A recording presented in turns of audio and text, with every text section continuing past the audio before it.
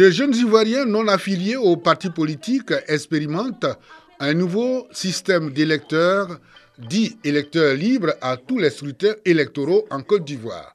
Réunis au sein d'un réseau, ils veulent contribuer à l'intéressement des populations quant à une participation massive aux scrutins électoraux. Par ce système, ils attendent contribuer au renforcement du processus démocratique et électoral. Pour eux, ce système vise le respect des engagements pris par des candidats lors de leur campagne électorale.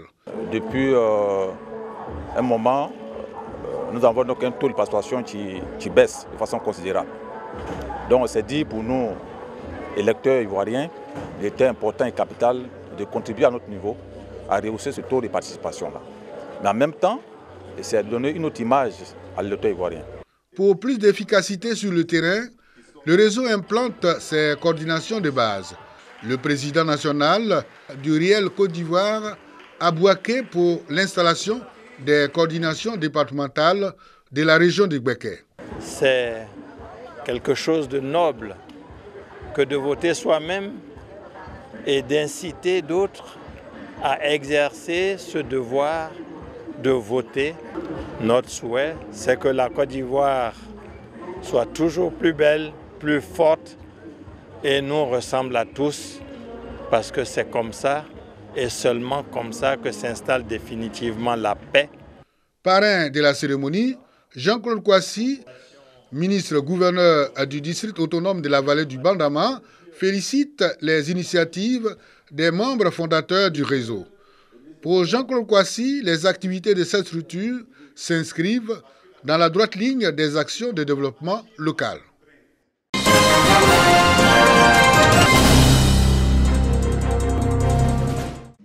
Kwatienkrou, village de la sous-préfecture d'Amilikia dans le département d'Abengourou.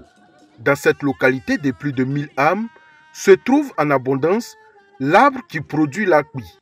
Les femmes du village ont donc décidé de faire de la commercialisation de cette noisette l'une de leurs principales sources de revenus. Mais l'extraction de cette amande, très prisée en matière de cuisine, est très pénible. On ramasse, on les entasse, ça fait 1 à 2 semaines, ça pourrit. Et puis on les enlève, on les lave et on les remet en marmite. On les fait bouillir pendant 1 heure du temps ou bien 45 minutes. On les retire. Quand tu les retires, c'est déjà cassé comme ça. Et quand c'est cassé, tu prends la pointe au bout à aplati comme ça ou bien un couteau et puis on les enlève. Le processus de concassage est long et difficile. Pour une bassine de graines d'akbi comme celle-ci, il faut 2 à 3 semaines pour extraire l'amande. Pour réduire donc la pénibilité de l'extraction des amandes, le Centre international de recherche en agroforesterie dénommé ICRAF vient de faire un don de concasseuses au groupement des femmes productrices d'akbi de Kwatienkrou. Je souhaite vivement que ces équipements contribuent à renforcer la cohésion entre nous, mais aussi être surtout une opportunité d'emploi pour encourager les jeunes, encourager les femmes à s'intéresser à la production de la vie. Ce don s'inscrit dans le cadre du projet Centre d'innovation verte pour le secteur agroalimentaire, financé par la coopération allemande GIZ. Cette journée marque la mise en place d'un matériel de travail qui va permettre donc d'améliorer le revenu de nos braves producteurs et productrices. Ceci est l'aboutissement d'une vision commune du projet. Outre son utilisation comme arôme en cuisine, l'akbi est aussi utilisé dans le domaine médical.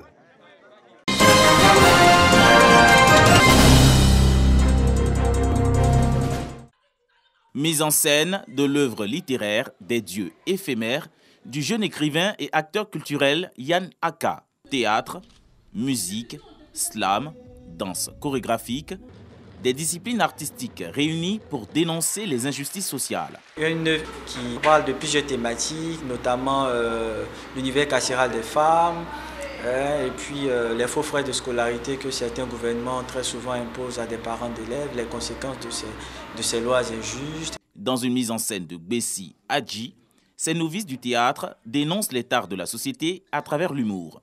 Le public ne boude pas son plaisir. Rire, joie, gaieté, applaudissements. Monsieur le ministre de l'Éducation populaire,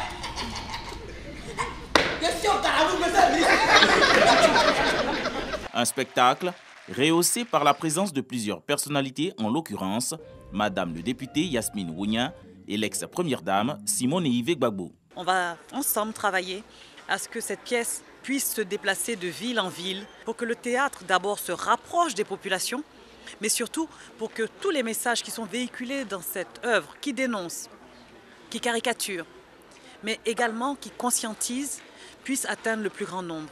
J'ai beaucoup aimé le spectacle. J'ai surtout éprouvé de la joie à voir une jeune troupe. Les jeux étaient bons, les rôles étaient très bien tenus. Vraiment, je les félicite. Publié en août 2020, l'œuvre des dieux éphémères est la 6e création de Yann Aka, artiste, écrivain, comédien et dramaturge.